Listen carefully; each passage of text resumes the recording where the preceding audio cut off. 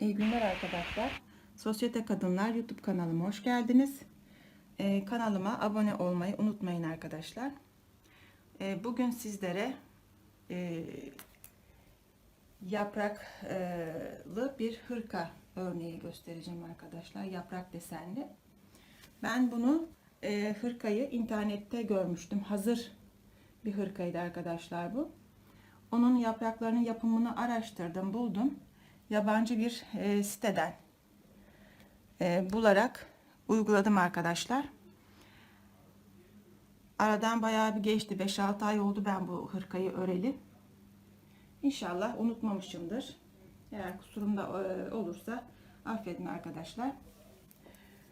Şimdi arkadaşlar, daha önce ben buraya bir küçük şey bırakmıştım. Örnek yapmıştım. Videodan çekerken.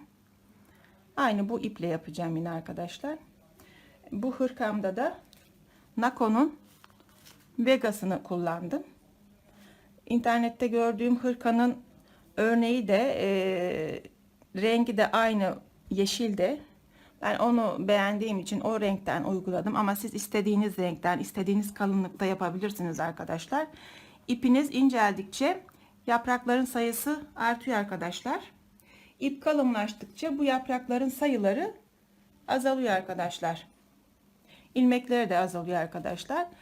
Bu ipe ben 4 numara şiş kullandım arkadaşlar. Şöyle göstereyim arkadaşlar.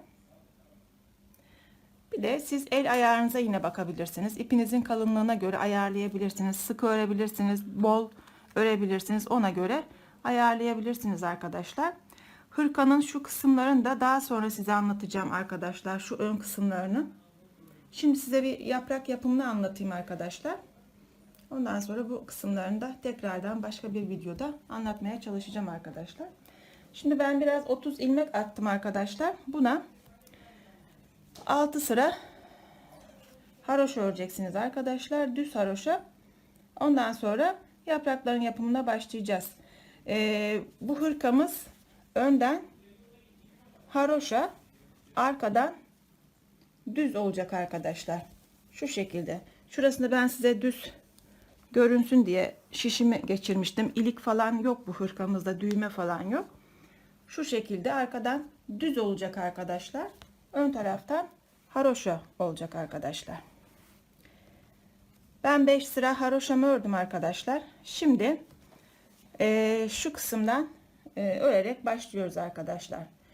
Ben elde öremiyorum arkadaşlar. Boyunda öreceğim. Ne kadar doğru anlatabilirim veya anlayabilirsiniz bir şey diyemem. İlmekler el örmesiyle boyunda örmeyle farklı oluyor arkadaşlar.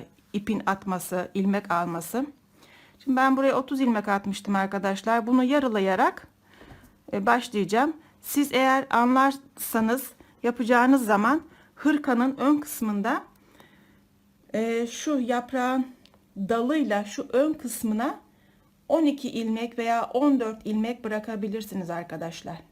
Geri kalanını da buraya uygulayabilirsiniz arkadaşlar. Şimdi başlıyorum arkadaşlar. İlmeğimi yaralayacağım arkadaşlar. 3 4 5 6 7 8 9 10 11 12 12 bu kadar oluyor arkadaşlar. Ben şimdi bu örneklik diye biraz daha öreceğim, bir iki ilmek. Ondan sonra dalını bırakacağım arkadaşlar. Bir tane düz örüyoruz arkadaşlar burada. Şimdi yine diğer kısmını haroşa örüyoruz arkadaşlar. Arkadan yine düz öreceğiz arkadaşlar tamamını.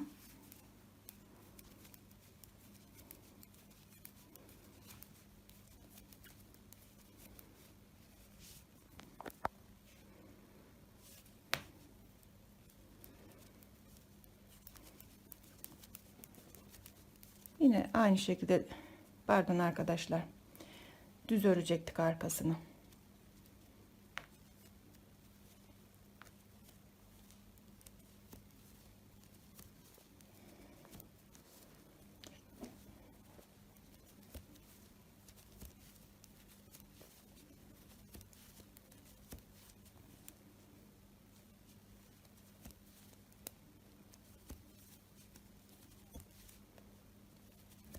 Şimdi arkadaşlar dalını önden düz örmüştük. Şimdi arkadan dalını haroşa öreceğiz arkadaşlar. Yine düz örmeye devam ediyoruz arkadaşlar.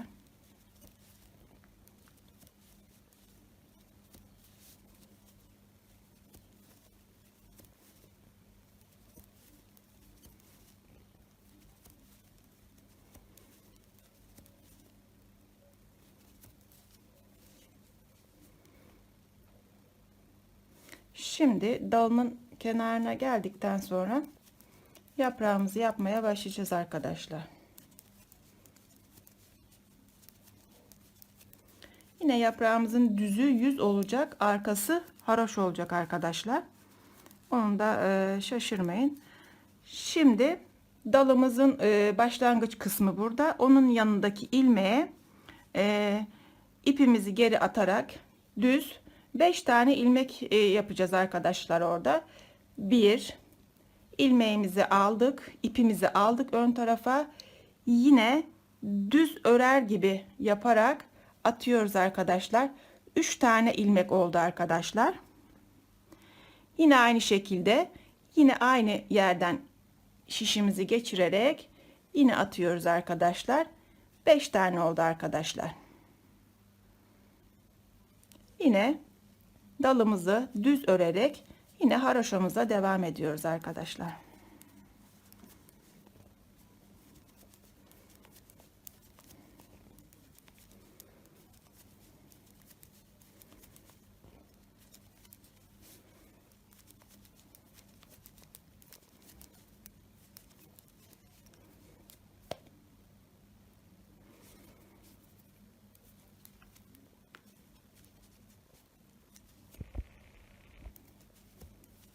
Yine arkadan düz örüyoruz arkadaşlar. Yani düze düz, terse ters gidecek artık.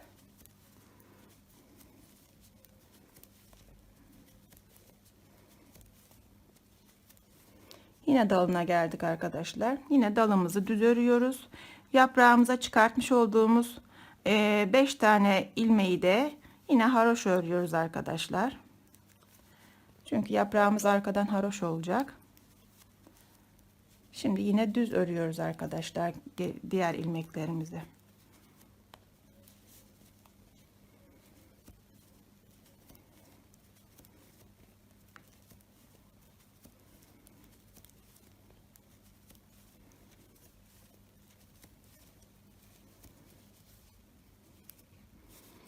Şimdi yine yaprağımıza kadar düz örüyoruz haroş örüyoruz arkadaşlar.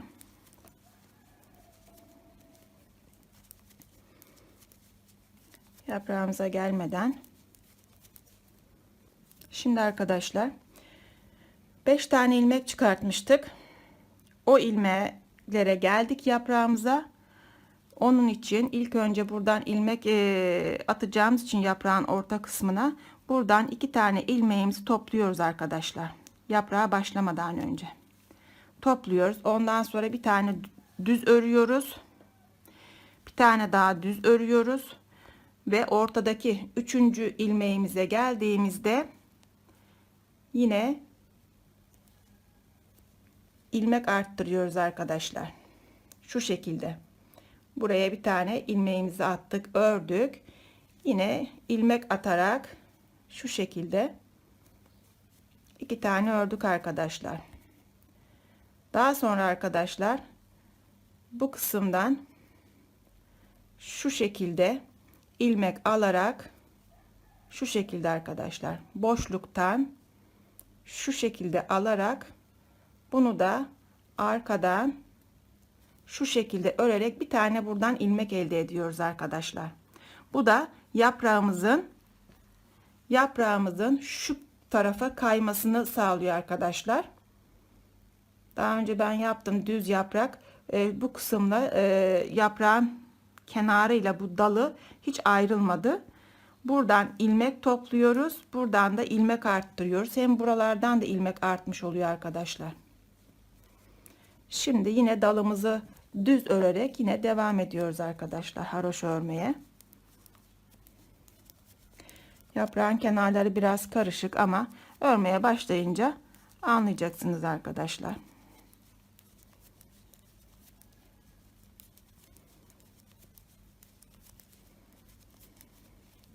Arkadan hiçbir şey yapmıyorsunuz arkadaşlar. Düze düz, terse ters örüyorsunuz arkadaşlar arkadan. Ön kısımdan. Her işlemi ön kısımdan yapılıyor.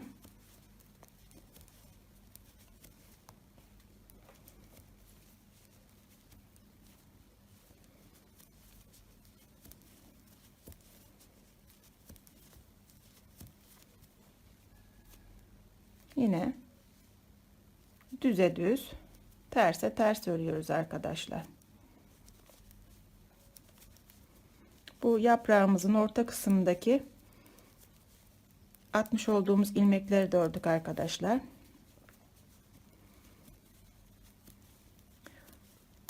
Baştan ilmek toplayarak, daha sonra yaprağın sonundan da ilmek değiştirerek bir tane ilmek arttırdık mı yaprağımız yan tarafa kayıyor arkadaşlar.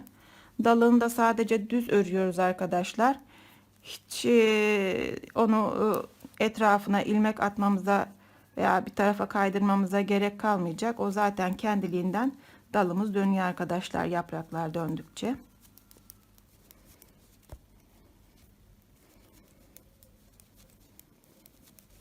Şimdi evet arkadaşlar, şimdi yaprağımıza yine 2 ilmek kaldı. Yine 2 ilmeğimizi bitiriyoruz arkadaşlar. Yine düz örüyoruz. 1 2 3 tane ördük arkadaşlar. Yine orta kısma geldik. Bu ikinci deliğimizi diyelim, ben onu yapacağız arkadaşlar. Ben boyunda ördüğüm için ön tarafa alıyorum arkadaşlar. Bu orta kısmını düz örerek hem ilmeğim atılmış oluyor, hem deliğimiz oluşmuş oluyor. Yine 3 tane ördük arkadaşlar. Yine bu arada boşluğumuz var arkadaşlar. Ona şu şekilde arkadan değil de ön taraftan şu şekilde aldık mı, onu da tekrardan çapraz şekilde alarak arkadan alacağız arkadaşlar. Şu şekilde alarak ilmeğimizi arttırdık arkadaşlar. Yine dalımızı ördük. Yine aynı şekilde haroşamızı örüyoruz arkadaşlar. Evet arkadaşlar, şimdi 4 tane deliğimiz oldu. 5. deliğimizi de yapacağız arkadaşlar. Haroşamızla devam ediyoruz. Şimdi yine yaprağımızdan önce 2 tane ilmeğimizi yine topluyoruz arkadaşlar. Yine düz örüyoruz arkadaşlar ve 5. deliğimizi yapacağız arkadaşlar. Son deliğimiz olacak bu. 1 2 3 4. Bunu da yaptıktan sonra yaprağımızı toplama işlemini geçeceğiz arkadaşlar. Buradan da ilmeklerimiz 4 tane oldu arkadaşlar. Toplama işleminde 6 tane olacak arkadaşlar. 5.'sini yapıyoruz şu anda. Yine arkadan aldık ilmeğimizi arkadaşlar. 2 3 4 5. Yine dalımızı örüyoruz arkadaşlar. Yine haroşamıza devam ediyoruz arkadaşlar. Yine sonuna kadar örüyoruz. Uzun süreden beri bazı sebeplerden dolayı video çekemedik arkadaşlar. İnşallah takipçilerimiz bizi terk etmemiştir. Yine arkadan aynı şekilde devam ediyoruz arkadaşlar. Dalımız o 14 sıra olduysa dalımızın sayıları, ön taraftan gelirken hem yaprağımızı toplayacağız, sayacağız ilk önce dalımızı, hem de diğer yaprağımızın sapını yapacağız arkadaşlar. Aynı şekilde devam ediyoruz arkadaşlar.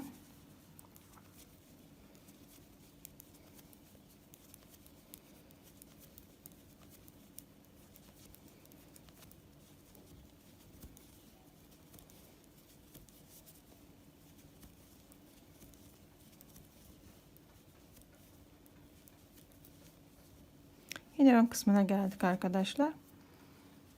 Yine haroşamıza devam ediyoruz. Şimdi yine aynı işlemi yapacağız arkadaşlar. 2 tane ilmeğimiz var yaprağımızdan önce.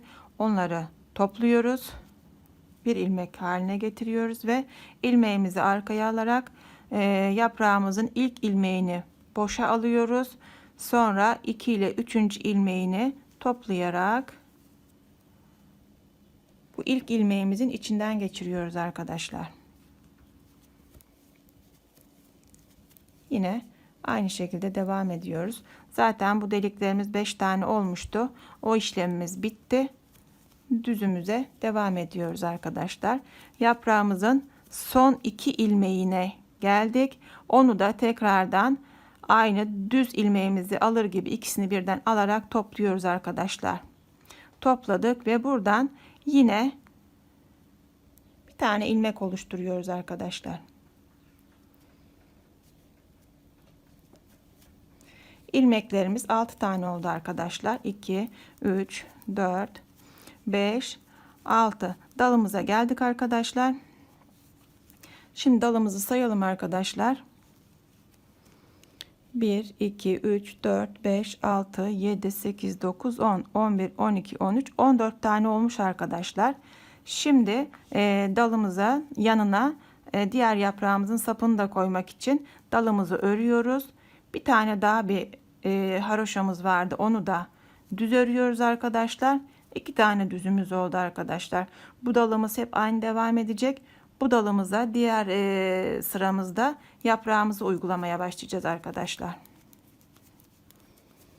Yaprağımızın birisini toparlarken diğer yaprağımıza başlıyoruz arkadaşlar.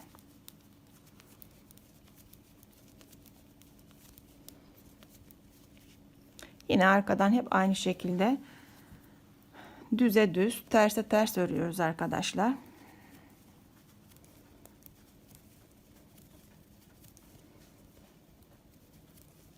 Yapraklarımızda hem bitirerek hem ilmek arttırarak yaptığımız için yapraklarımız kabarık duruyor arkadaşlar. Şimdi dalımızla diğer yaprağımızın sapına geldik arkadaşlar. Onların ikisini de haroşa örüyoruz arkadan. Yine aynı şekilde düzümüze devam ediyoruz arkadaşlar. Bu ilmek alma işleminde 8 ilmek olana kadar yapacağız. Aynı şekilde baştan bitirdiklerimizi de 8 tane olana dek bitireceğiz arkadaşlar. Daha sonra da üzerine pancar tohumu dediğimiz bir örnek vardı. Ben onu koydum pupuklarını. Benim gördüğüm izlediğim videoda onlar yoktu. Örneğimizde vardı. O yüzden ben de onlara o şekilde uyguladım arkadaşlar. Yine aynı şekilde devam ediyoruz arkadaşlar. Haroşamızı ördük. Yine 2 tanesini topluyoruz arkadaşlar. İlmeğimizi geri alıyoruz. İlk ilmeğimizi boşa alıyoruz arkadaşlar. 2 ile 3. ilmeğimizi düz örerek topluyoruz arkadaşlar. Yine ilk ilmeğimizin içinden geçiriyoruz arkadaşlar. Yine aynı şekilde devam ediyoruz arkadaşlar.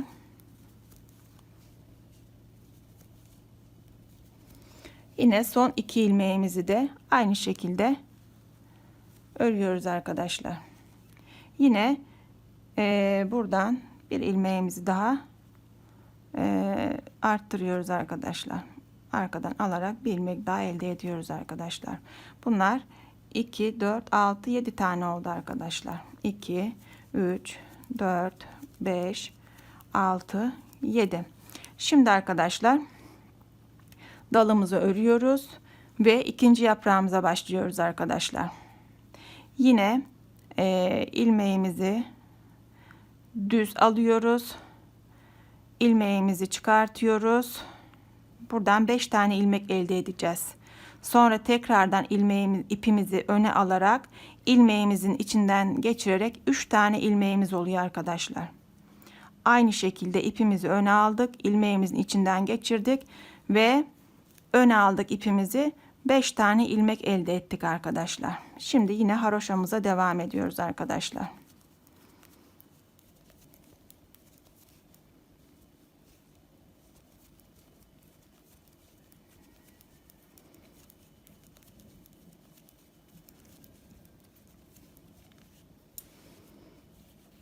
Şimdi yine aynı şekilde arkadaşlar arkadan Yine terse ters, yine düze düz öreceğiz arkadaşlar.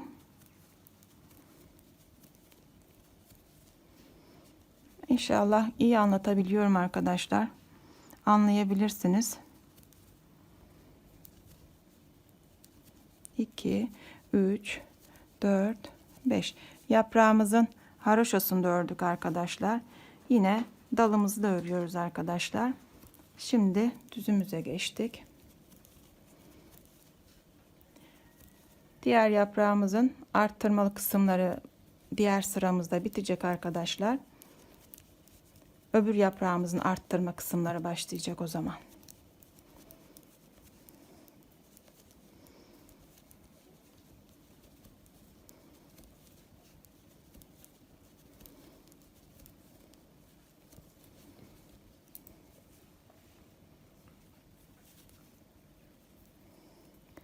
Yine aynı şekilde arkadaşlar haroşamızı örüyoruz. Yine aynı şekilde bitiriyoruz arkadaşlar. Bu son bitirmemiz olacak arkadaşlar. Şu arkadan da saydığımız sayalım. 1, 2, 3, 4, 5, 6, 7, 8 tane olacak arkadaşlar. Bunlarda görebiliyorsanız belli oluyor zaten bitirdiklerimiz. 1, 2, 3, 4, 5, 6, 7. Bir de şimdi bitirdim. 8 tane oldular arkadaşlar. Yine ipimizi geri aldık. İlk ilmeğimizi boşta 2 ile 3'ü bitiriyoruz arkadaşlar. Ve ilk ilmeğimizin içinden geçiriyoruz arkadaşlar. Yine aynı şekilde arkadaşlar bu sondaki 2 tanesini de aynı şekilde örerek ikisini beraber bitiriyoruz. Ve 2, 4, 6, 7 son ilmeğimizi de buradan arttırarak bu yaprağımızın arttırma eksiltme işi bitmedi ama arttırma işi bitti arkadaşlar. Yaprağımızı bitirene dek devam edeceğiz. Şimdi diğer yaprağımızın arttırma işlemi başlayacak arkadaşlar. Dalımızı yine ördük arkadaşlar. Yine buradaki ilmeğimizi şu öndeki önden alarak, soldaki şişimizde önden alarak arkadan yine haroşa örüyoruz arkadaşlar. Yine 1 2 tane ilmek örerek yaprağımızdan ilmeğimizi öne alıyoruz ve deliklerimizi örerek yapıyoruz arkadaşlar. Yine bu yaprağımızdan sonra gene 2 tane ilmek topluyoruz arkadaşlar. Yine haroşamızı örüyoruz arkadaşlar. Yani ilk ördüğümüz yüzünden örme şekliyle sağa bakacak. İkinci ördüğümüz sola bakacak arkadaşlar.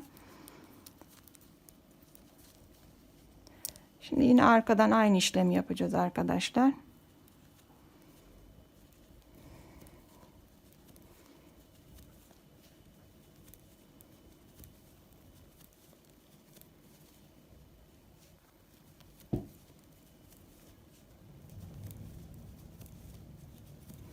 Yine yaprağımıza geldik. Örüyoruz arkadaşlar.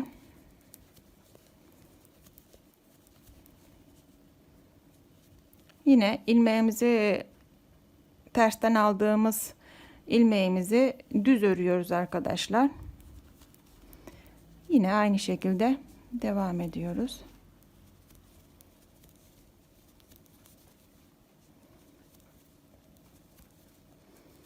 Sekiz tane oldu arkadaşlar. Burada da 5 tane ilmeğimiz kaldı.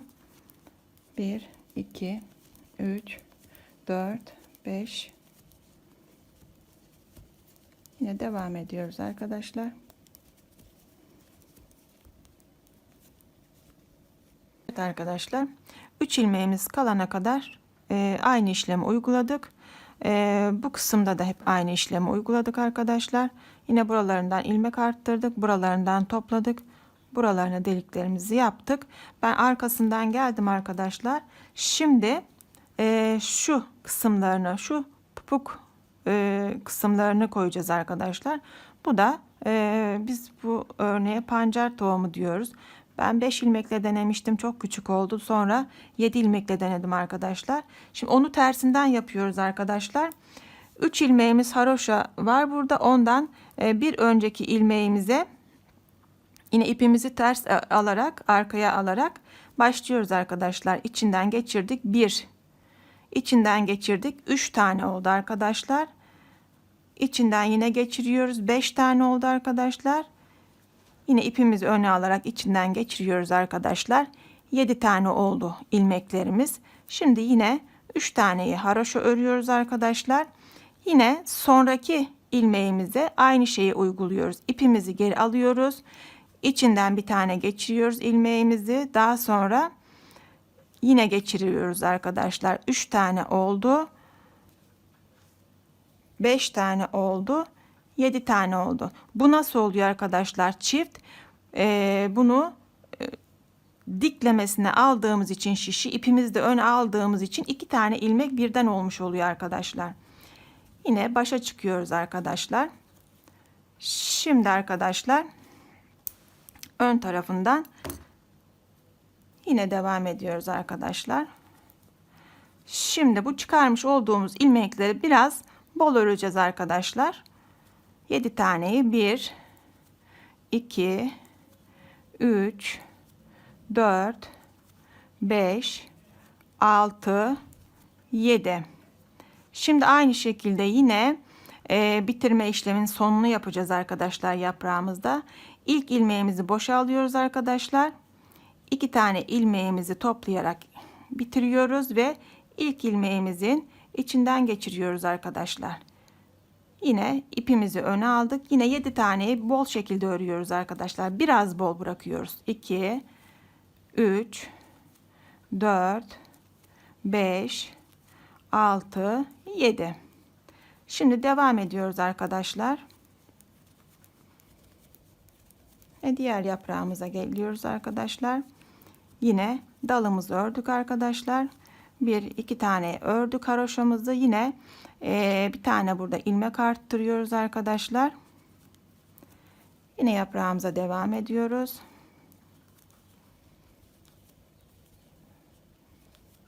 Hem ilmek arttırıyoruz hem topluyoruz arkadaşlar. Kabarık durması için. Şimdi böyle şişte örerken pek anlaşılmıyor ama bir yaprak, 2 yaprak bittikten sonra onların kabarık durduğunu yere koyduktan sonra veya masanın üzerine koyduktan sonra anlayacaksınız arkadaşlar. Şimdi arkadan da aynı işlemi yapıyoruz arkadaşlar. Şimdi o örmüş olduğumuz 7 tane ilmeği toplamasını göstereceğim. O yüzden bol ördüm. 7 tane ilmeği birden toplayacağız arkadaşlar. İpimiz de kalın, şişlerimiz de kalın. Sıkı örersek içinden ilmeklerin içinden şişi ve ipi geçirmemiz zorlaşır. O yüzden biraz bol ördüm arkadaşlar. Siz geçirebilirseniz siz sıkı da örebilirsiniz. Evet arkadaşlar, oraya geldik. İlmeğimizi ön tarafa aldık arkadaşlar. Şimdi 7 tane ilmeği şu şekilde içinden geçiriyoruz arkadaşlar. Geçirdik arkadaşlar. Şimdi ben bu ilmeği bir defa 7 tane ilmeği sıkması için örüyorum arkadaşlar. Şu şekilde. Şimdi burada bir ilmeğimiz var. Ona yine aynı şekilde yapacağız arkadaşlar. 7 tane ilmek çıkaracağız yine. 1, 3, 5, 7. Şimdi arkadaşlar yine 7 taneyi geçiriyoruz. İçinden çıkartıyoruz hepsini birden ve yine ilmeğimizi örüyoruz arkadaşlar. Ben şimdi diğer başa gitmeyeceğim arkadaşlar. Yaprağı anladınız. Bu toplama işlemini kısa yönlü döneceğim arkadaşlar. Sonra yine işlemimize aynı kaldığınız yerden sürekli devam edeceksiniz arkadaşlar. Bunu da topladıktan sonra zaten bu yaprağımızın işlemi tamamen bitmiş olacak arkadaşlar. Ben buradan diğer başa gitmeden kısa dönüyorum arkadaşlar.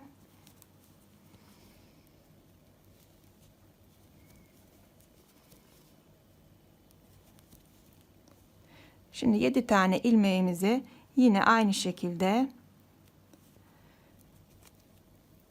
ipimizi ilmeklerin içinden geçiriyoruz. Aynı şekilde yine örüyoruz arkadaşlar.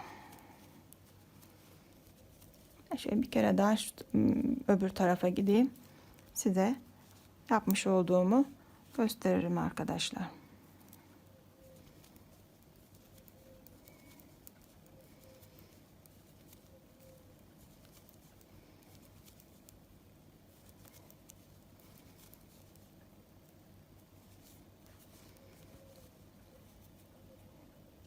Evet arkadaşlar. Pupuklarımız da oldu. Yani pancar tohum dediğimiz işlemi uyguladık arkadaşlar. 3 tane. 3 ilmek varken tersinden yapıyorsunuz arkadaşlar. Bir sıra haroşa örerek tersinden yine topluyorsunuz arkadaşlar. Yine dalımızda hiçbir oynama yapmadık. Kendiliğinden o şeklini aldı arkadaşlar, şu şekilde. Bu yaprağımız da aynı olacak. Yine 14 sıradan sonra şu düzlerimizden 14 sıradan sonra yine diğer yaprağımızın sapını koyacaksınız arkadaşlar. O şekilde devam edecek arkadaşlar. İyi günler. İnşallah anlamışsınızdır. Kolay gelsin.